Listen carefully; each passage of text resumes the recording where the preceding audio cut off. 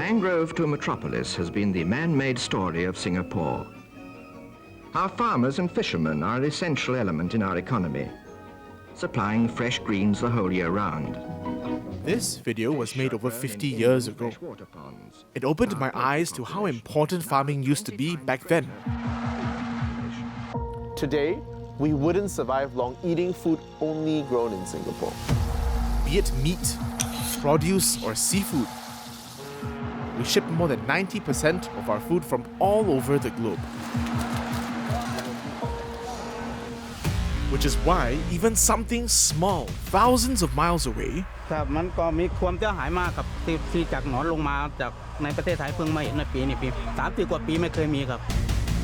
have a huge impact on how much we pay for our food. Enjoy it more because the prices might go up. Oh man. $50 cannot buy as much as 7 years ago. This season I'm going far. Sorry.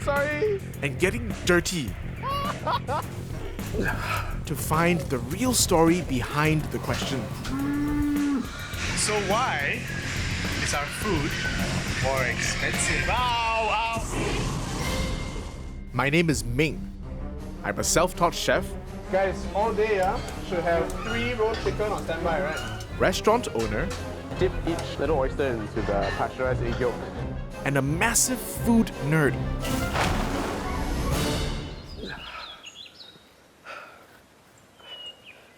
And I'm on a mission to find out what we're really paying for. In this episode, why are our cheapest vegetables becoming so expensive? Beginning is $10. Now, $14. I'm traveling from the mountains of Indonesia It's completely iced up. to the fields of Belgium to find out if it's going to get worse.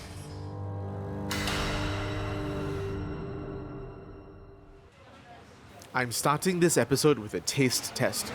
Here, I bought prawn mee, popiah, laksa, and lor mee. But for each dish, I have a version with one ingredient omitted. Now I wonder if my friends can tell what's missing. hey, hi guys. Have a seat, please. I've got 2 versions of every dish here, and we're just gonna eat and we'll figure out what is different. Okay?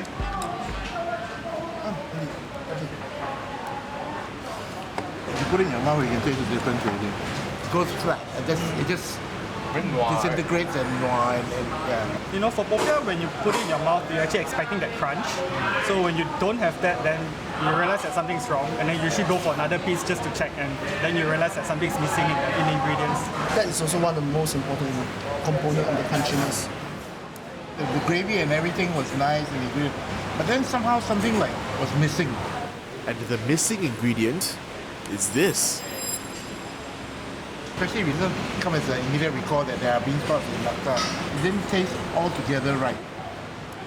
I don't feel like having the noodles because something is missing.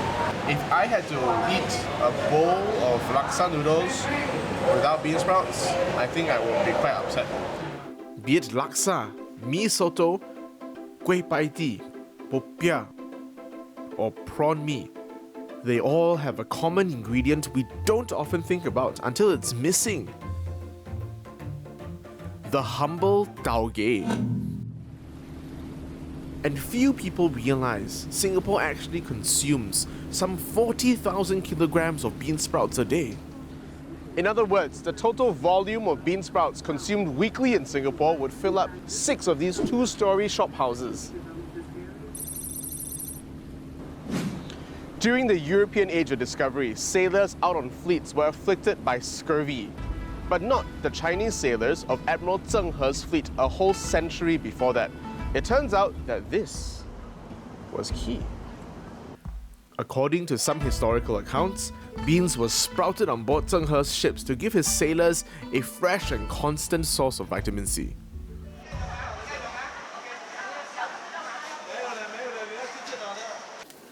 Bean sprouts are probably one of the cheapest vegetables out there. And for cooking at home, we wouldn't need more than a handful anyway. which perhaps explains why most people haven't noticed a sharp spike in prices in the last couple of years. But this really hasn't escaped the notice of vegetable stall sellers who deal with bean sprouts in bulk. Hello, Auntie, 早。这些豆芽怎样卖啊？1公斤1块半。1公斤1块半。OK， 给我2公斤吧。好。OK， 谢谢。Lim Kui Jok has been selling bean sprouts for almost 40 years. She used to sell her bean sprouts for 90 cents per kilogram, but now she charges $1.50. That's a 70% increase. 在你的经验内，这个起价是几时起价的？我一看应该是有2-3年的时间嘛。对。I want to find out what's led to this sharp price increase and whether it has to do with an increased demand for bean sprouts. Or is it a supply issue? I've always thought growing bean sprouts was easy. Isn't this what we all did in school? This is a common science experiment that we're all very familiar with, growing the humble bean sprout. Now, I must have been 7 or 8 when I last did this experiment, and I didn't have a complex setup then, and same thing now. No hydroponics. All I need are my beans, your mung beans, and a little bit of water. According to the instructions I'm reading here, I just need to soak these overnight. They will swell up a bit and sprout.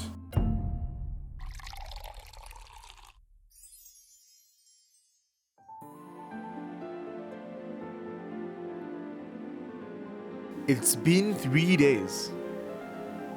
So far, growing bean sprouts has been a breeze. See these lovely, healthy-looking bean sprouts? My next challenge is to grow bean sprouts the same way farmers do, in bulk. So I've got a kilogram of mung beans here, and I'm gonna put them into this pail. And I'm gonna soak them. I started with soaking the beans overnight like before. And things seemed normal for the first 2 days. But then, it fell apart. This is day 4, and I don't understand. I did the same thing as I did previously. The bean sprouts have grown, but they're kind of twisted looking. They're sickly and they're kind of sticky. There's this film on them. I'm not really sure what I'm doing wrong. I think I'm gonna need expert help. Fortunately for me, I won't have to go very far. 70% of the bean sprouts we eat are grown right here in Singapore. So I went to Bean Sprout Farm Chiam Ju Seng in Lim Chu Kang. Owner Thomas Tan grew up in a bean sprout farming family. His father and uncle were one of the earliest bean sprout farmers in Singapore. So I tried growing some bean sprouts on my own. In small portions, they turned out nicely. But then I also tried growing them in a larger batch, and they sort of got a bit smelly and sticky. What are the challenges of growing bean sprouts in a larger format? It's not as simple as what we learn in school. Okay, when the beans is put into the containers, it generates heat during the growing stage. How much heat does it generate? It can go up as high as 40 over 50 degrees within a span of 3 to 4 hours. You need water to cool it down. So by supplying water, you actually help to cool down the sprouts, at the same time give them water to grow. Even with automated watering, commercial bean sprout farming is still tedious work. The beans first need to be pre-soaked and rinsed for a duration that precisely matches how old the beans are. Any mismatch in timing can be extremely costly. 2 months ago, we discovered that the beans are older than usual. Older than usual. Yes, so it affected the harvest. It took us another 5 days just to tweak the soaking time. And by the end of it, we really lost 20,000 worth of sprouts. In the past 10 years, costs have increased. This is a very labor-intensive industry. The levy have increased a lot more. Diesel price itself has increased by double.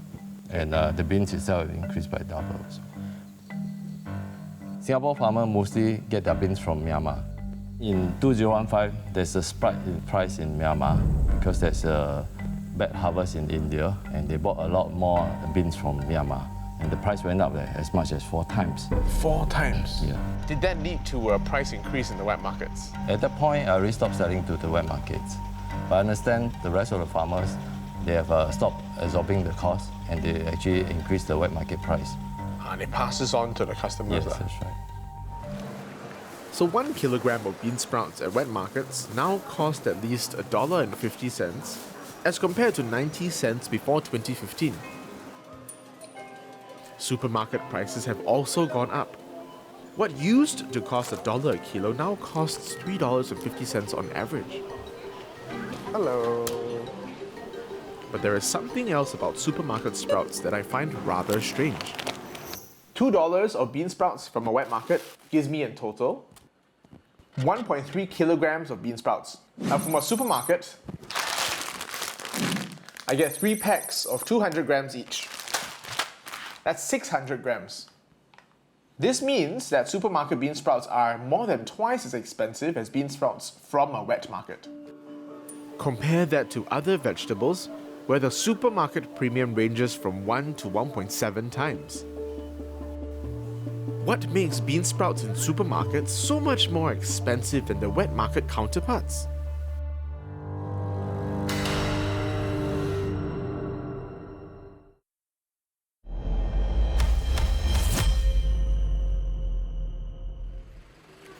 Earlier, Thomas told me he stopped selling to wet markets because of the low prices. Thomas, after you left the wet market business, right? Who are your customers now? I now concentrate more on supermarkets and restaurants. Wet market bean sprouts now cost at least 70% more than 4 years ago. But the price of supermarket bean sprouts has increased by almost 300% in 10 years. Today, I'm tagging along on one of Thomas's delivery rounds. Because it seems how the produce is delivered to supermarkets has a huge bearing on the premium they're charging. A decade ago, the sprouts would be dehusked at the farms the day before and then displayed loose in supermarkets like they are in wet markets today. But at most supermarkets, customers had unrestrained access to the sprouts. All that manhandling meant unsold sprouts had to be tossed at the end of the day. Seeing a market opportunity, Thomas offered supermarkets pre-packaged sprouts with cold chain management. What's more, he also offered to deliver those sprouts throughout the day, not just in the morning. Because of the package, now we are selling about $2.20 to $2.30 a kilo. Because of all the equipment involved, the packing machines, the cold trucks, that all in all will cost about $1 million plus over the period of 5-6 years. That's what increased the price. So you were the one that single-handedly raised the prices of bean sprouts in supermarkets, lah? Yes, we are. We are the first one to sell into the supermarket with the pre-packed form to maintain the freshness. Over a period of time, customers are more used to it. Since Thomas started supplying pre-packed bean sprouts to supermarkets, other companies have also followed suit. And they now follow the Singapore Food Agency's recommendations for cold chain management, where vegetables are kept between 2 to 6 degrees Celsius from farm to retail outlets. But do these extra steps benefit end consumers like us?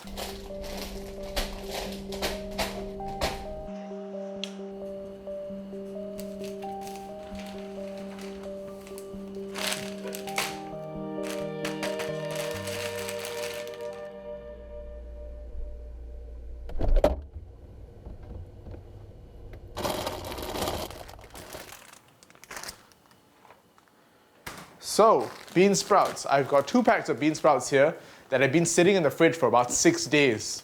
Now you can see the supermarket pack. They look fairly pristine. Clean, no discoloration. And then the batch of bean sprouts from the wet market. Oh, it smells rank. Massive amounts of discoloration, lots of bruising all over the place. I would not cook these. Aside from the freshness and convenience, there is another factor that is pushing up the average price of supermarket sprouts: the emergence of premium sprouts. So the most expensive are silver sprouts. They cost a whopping $125 for 140 grams. That works out to be about just over $8.50 per kilogram, or 5 times what you pay compared to a wet market.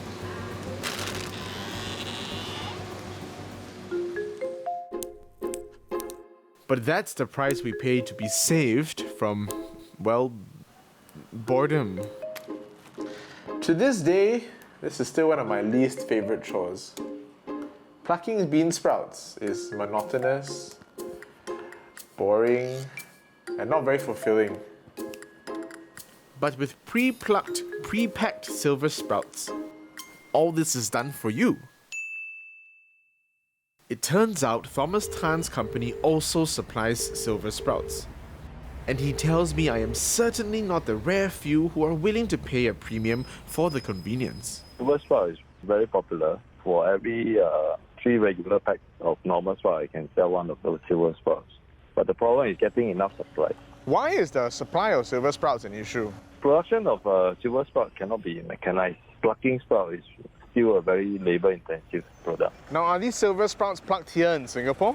During 2008, the financial crisis, I actually hired about 40 aunties living in 2 HDB blocks to pluck the sprouts. After the 2008 crisis, nobody wanted to do that anymore because it's being paid very low. Now we are importing mainly from Malaysia.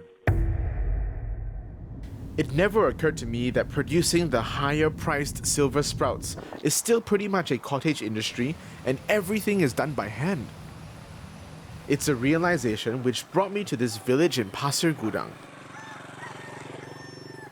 to meet 16 housewives who spend their days doing this. Hello. Hi.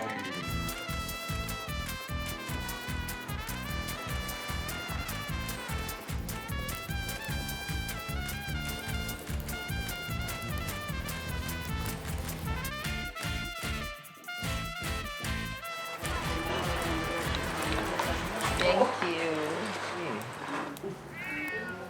I noticed none of you have fingernails.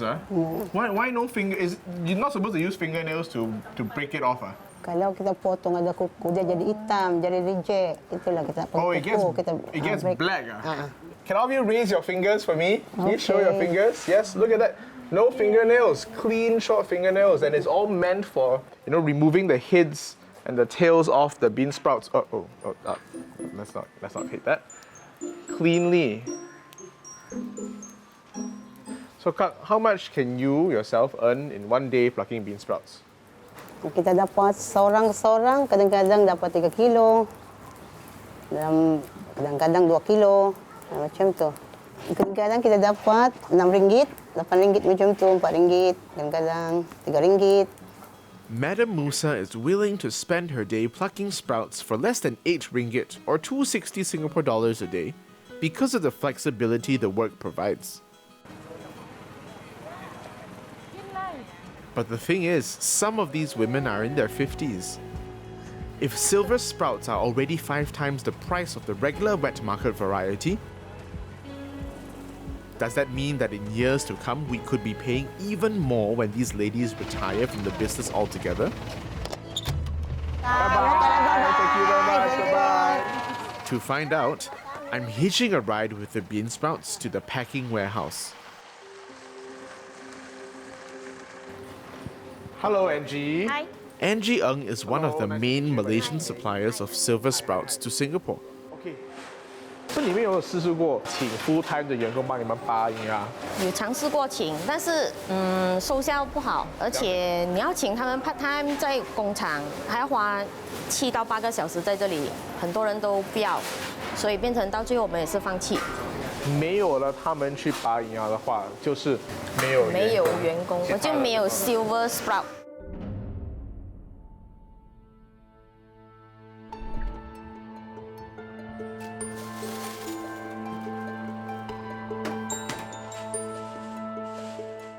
So with hiring young workers in a factory out of the question, and current part-timers aging.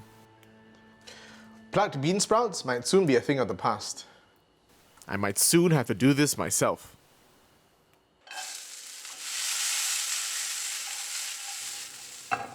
So I've learned that the rising costs of raw materials, transport and labour have led to the price hikes of bean sprouts in wet markets. And the cost of the cold chain and other value-added treatments have contributed to the premium we pay to buy bean sprouts in supermarkets. While the story behind the price hikes of bean sprouts is somewhat straightforward, there is another common and humble food ingredient which has a far more complex story behind its rising prices.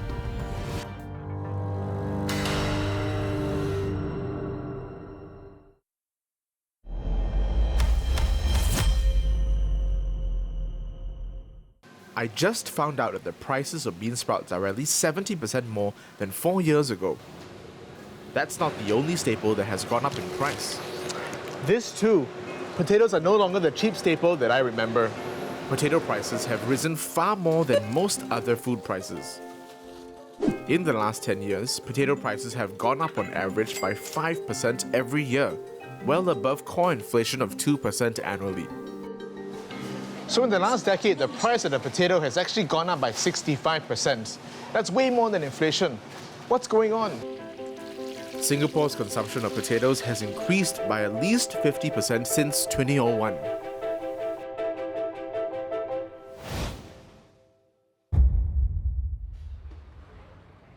To find out why Singapore is consuming so many more potatoes, I sat down with finance professor Aurobindo Ghosh for lunch at a potato joint. Help me shed some light on prices. Dr. Ghosh has been involved in measuring consumer price expectations in Singapore. Now, when you have less time, you're eating out more. Potatoes are ubiquitous. If you are ordering fish and chips, you get potatoes. If you are ordering a burger, you get fries on the side. So that is increasing the demand for potatoes as well. So you're having more potatoes. But what it seems to be happening out there is that people are becoming more discerning. So as a chef, I can corroborate this. I see consumers and patrons being more specific about the things they eat, wanting to know sources, as you say. So they might be really liking to have potatoes that are not just locally grown, but something from faraway places. So all of these are really adding to the cost of transportation of different varieties of potatoes. Okay, thank you very much, Professor. This potato joint is a living demonstration of our discerning taste buds for potatoes. Martin Zert's fry shop here is an overseas branch of a famous Dutch fry shop. I was studying in Holland before. There's a difference between Asia potato and Holland potato. So Holland potato is very yellow and it has a lot of starch and less sugar. So it doesn't get burned easily. So if French fries are featuring more in our diets than ever, the increase in the proportion of these more expensive, fry-friendly varieties in our total potato consumption could easily pull up the average selling price of these spuds in Singapore. But of all the starchy potatoes imported into Singapore, at least 20% of it comes in this form. Yes, frozen fries.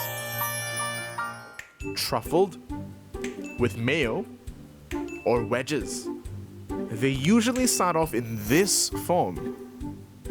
So where do the world's fries come from? Well, I found out that the world's top exporter of frozen French fries is not France, but Belgium.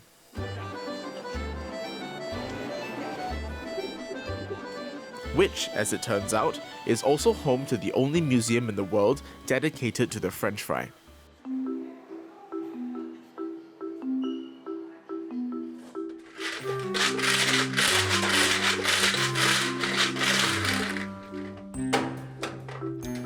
So, did you know that the French fry is actually Belgian in nature?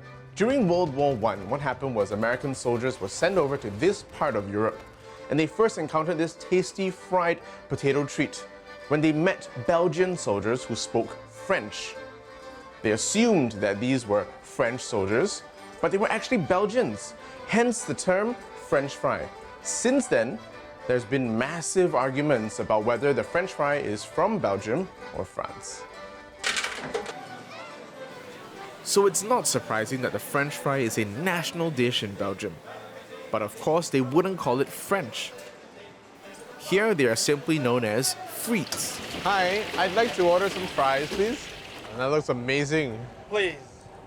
Enjoy the chips, Oh, thank you very much, sir. Thank you. Have a nice day, ladies. Bye-bye. Look at that. Ah.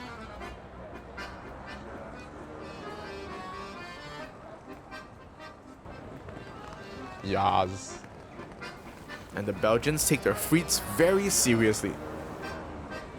In 2016, Belgium successfully petitioned to have their fries and mayo on UNESCO's Cultural Heritage List. No wonder many of them took notice of a subtle change in their national dish in the past year or so. In all of Europe, there was a dry season here. It didn't rain enough, so the potatoes were much smaller. So the French fries also smaller. There was a different taste. So I've just been doing some reading. And in fact, it wasn't just fry lovers in Belgium that had to deal with fries that were shorter. Fry lovers all across Europe, Britain, Germany, had to deal with fries that were up to 3 cm shorter because of the 2018 drought. This drought was the worst since 1976. The satellite photos here show Europe. In June 2018, and just 1 month later, the impact on croplands was dramatic. Potatoes stopped growing above 30 degrees Celsius. And the extended European heat wave in 2018 caused yields across Belgium and Holland to drop by 30%. The drought also made the potatoes, usually the size of a small brick, smaller. One farmer whose crop was affected by last year's warmer weather is Jordi Vesseling. Well, last year we have about 20% lower yield because of the drought. In July it became more warm, hotter, and also in beginning of August, and then you see the potato field going dead. So that was 3 months without sufficient rain. Sufficient rain, exactly. And then I'm sure you were walking here on a daily basis, looking at your plants. Yeah, and every day you see them going down. Lower yields last year ultimately caused potato prices across Europe to spike by at least 30%. And the outlook is not looking up for farmers like Jordi. Scientists say climate change will make the 2018 heatwave up to 5 times more likely in the future. Can anything be done about it? I need an expert opinion. So this is the Potato Handbook, a 600-page definitive guide to potato growing. It's written by Professor Anton Havercourt, who was recently honored by the World Potato Congress for lifelong contributions to the world of potato growing. Professor Havercourt is based at the world's top agricultural institute, Wageningen University in the Netherlands, and he has agreed to meet me. So I met a farmer who had a pretty bad year last year. The drought affected his potato crop. Is it all doom and gloom for potatoes at this point? No, because with more CO2 in the air, plants also grow faster. Faster? Faster, yeah. And in another 30, 40 years, the plants grow faster by some 20, 22%. That's really surprising. I did not expect to hear that. That's one advantage. But the disadvantage, the temperatures are increasing, so we will have more heat waves. And as soon as the temperature gets above 30 degrees, the tubers stop growing. That means also that the prices of potatoes will fluctuate more. There will be more dry summers like we had last year. There will also be more periods in autumn that we cannot harvest the potatoes. So these kind of damaging effects will occasionally increase potatoes prices with repercussions for the whole globe. What about areas that are not temperate in climate? So say India, say Indonesia. Yeah. What happens there? In Indonesia, the potatoes are grown in the mountains, the volcanoes, and the average temperature in that band is also moving up, so there will be less land available, and the conditions to grow potatoes are getting worse. So in the long run, global warming will be a mixed bag for temperate potato growers. But it's what Professor Havercourt says about Indonesian potatoes that alarms me the most. For it threatens one of my favorite potato dishes of all time, the bergedil.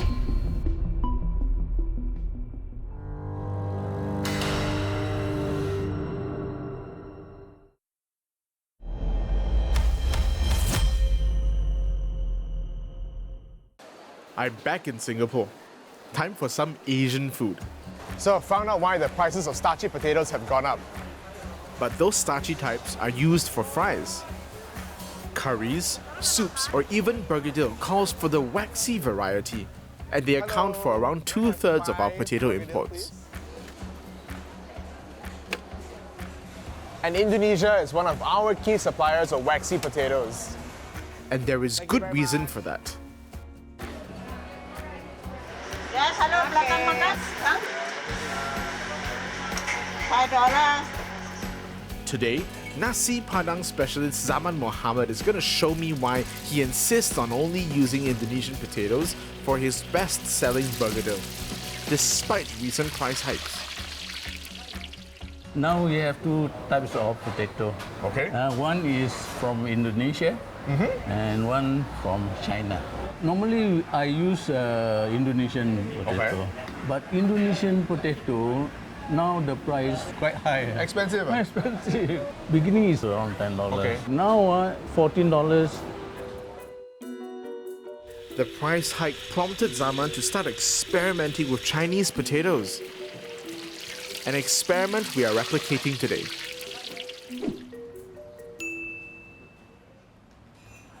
Why is it darker compared to the Indonesian ones? Because I think the taste sweeter.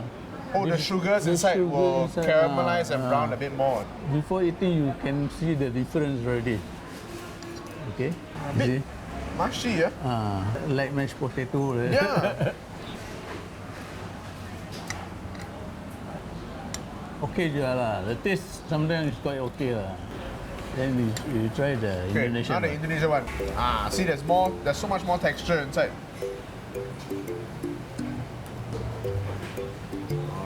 Different. You're right. It's not as sweet. It's more savory. Flavor stronger. And got bite. Yeah, without a doubt, this makes a much better bergedil. Our collective love for the perfect bergedil brings me to Bandung, West Java. PT Elementa is one of the biggest exporters of potatoes to Singapore. I'm here to find out why the price of Indonesian potatoes has gone up. The quality in Singapore must be perfect, especially the skin, because they need a lot longer transit time, so the skin cannot scratch. If one scratch, it will be spoiled. You can see this one, nothing scratch. This one already starting getting small. Automatically, when scratch, inside becomes raw. So when the potatoes are sorted for Singapore, they are of a higher grade compared to local market potatoes. In terms of price, does that mean that the price is also higher? Of course, of course. We buy in the retail maybe $1 Singapore, but after send to Singapore, the price almost become 1.7 kilo. In Singapore, we have seen potato prices increase steadily over the last 5 years. Why the price increase? The most reason is our production going up, and consumption automatically in Indonesia now is growing. And then now our government also since last 3 years or 4 years stopped import. Stopped imports? For the potato. But production is decreasing. Now it's difficult to control.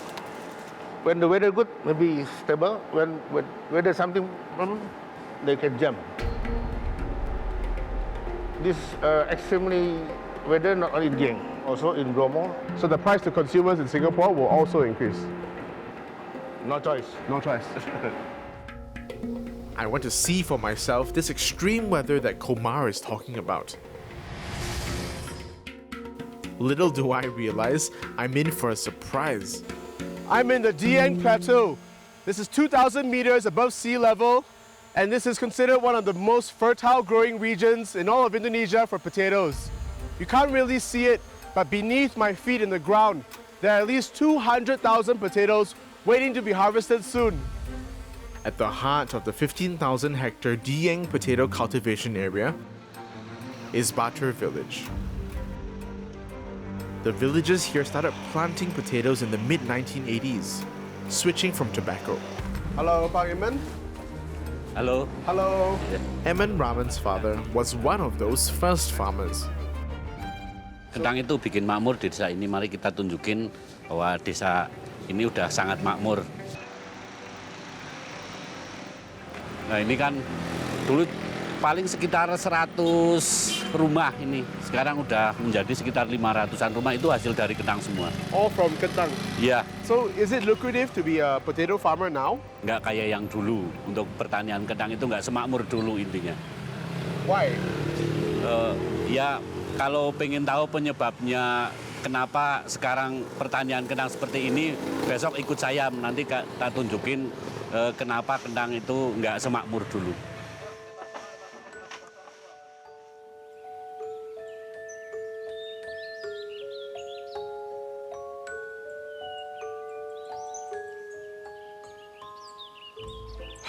It's 5:30 in the morning. This is pre-dawn. The sun is about to rise. Farmer Evan has asked me to meet him here. I'm not sure why. Oh, it's cold. And check this out.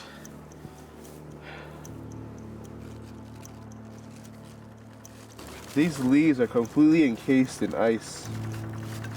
They've frozen over completely, including the surrounding grass. This is incredible. It's completely iced up. It's not something I expected to see. Not in Southeast Asia, of course. When Eamon arrives, he brings me to one of his potato plots to show me his plants under the morning frost.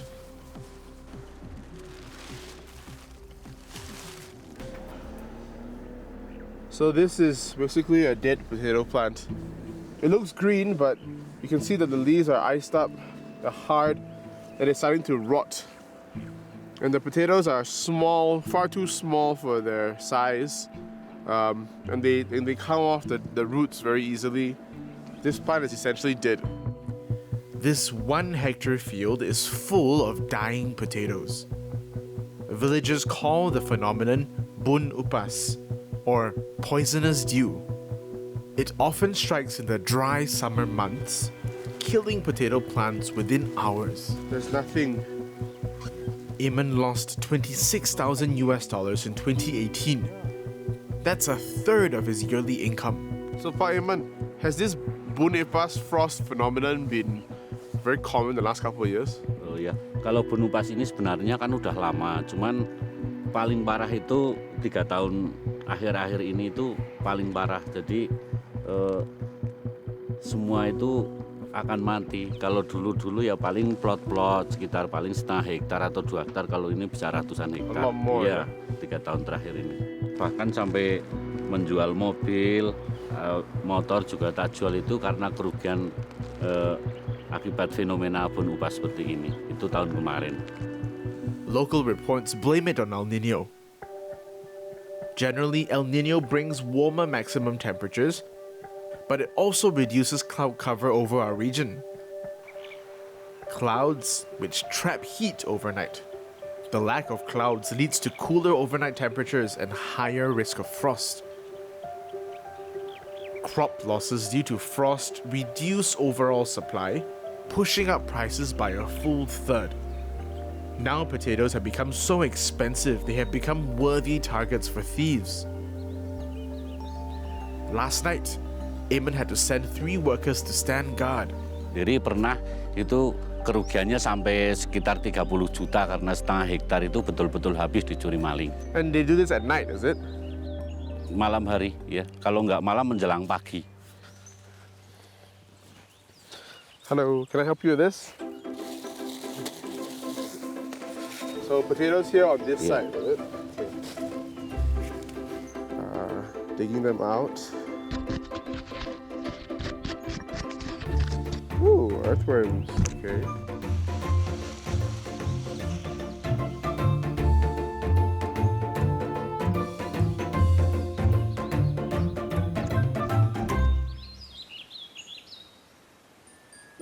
Jadi ini caranya manggul ini. Ya biar ini enggak ini seperti ini. Langsung kita bawa ke mobil aja. Okay. Okay, on my knee. Iya, Up onto my shoulders. Nah, seperti itu. Okay, off to the truck. Over there, okay. Ya, kembali. Gimana, Ming? Berat nggak? Eamon tells me that there is another problem which is far bigger than theft or frost. And it affects all potato farmers across Indonesia, not just those in the highlands like him. The degradation of the soil.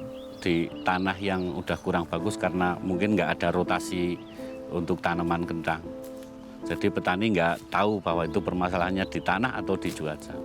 All right, after hearing all this, I need to ask you, I mean, with your kids, do you think they're going to want to take over and run this potato business as well?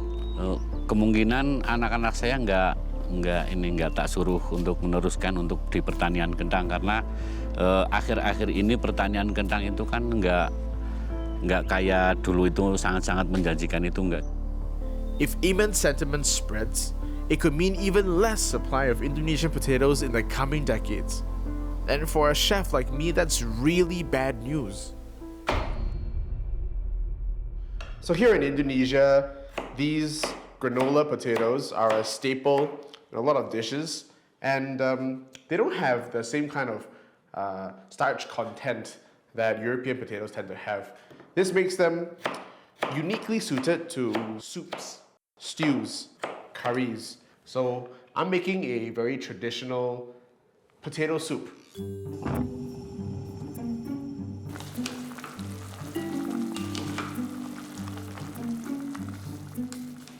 So I've got a good sized portion here. This is not just for myself. This is actually for a very special person. This gentleman has been studying potatoes for the last 2 decades. Ya, cukup. And in the last 5 years, research scientist Dr. Hawanto has been tracking the productivity of Dieng potatoes. Gerak agak tengah sedikit. Ya. Ya. Dr. Hawanto's institute has been tasked by the government to help find solutions for declining potato yields in Dieng. Ya. As we tucked into the soup I made, I took the opportunity to get his take on what's turning the soil bad in this region. Jadi dengan tipikal lahan yang berteras di Banjarnegara ini, peluang terjadi erosi dari musim tanam ke musim tanam tinggi sekali. Ini salah satu faktor yang menyebabkan kenapa kesuburan tanah menjadi menurun. Satu. Yang kedua, pemakaian pupuk kimia yang terus-menerus dilakukan oleh petani, ini justru tidak menyuburkan tanah, malah menyebabkan tanah menjadi sakit, soil sickness. Petani di sini sangat intensif menggunakan lahan kentangnya yang bisa tanam 2 kali, 3 kali, dan mereka dari waktu ke waktu nanamnya kentang terus. Kalau dari rotasi ya tadi ini kesuburan menjadi rendah atau menurun. Oleh karena itu perlu membuat atau menggunakan benih yang berkualitas, bermutu, atau menggunakan varietas lain yang punya potensi lebih tinggi dibanding granola. Kita gunakan atau kita mencari atau menghasilkan varietas-varietas baru yang cocok untuk di wilayah di sini. Dr. Hawanto, how long will these measures take to show an improvement for the local farmers around here? Jadi saya pikir dengan penggunaan pupuk organik yang tinggi, benih yang berkualitas, itu sekitar 2 tahun saya pikir sudah bisa menaikkan yang awalnya sekarang 10 bisa menjadi 20. This drastic turnaround depends on farmers willing and ready to adopt long-term measures, solutions that will cost them more in the short term. Like the bean sprout, the potato is probably one of the least glamorous vegetables in the kitchen. Always the sidekick, seldom ever the main star.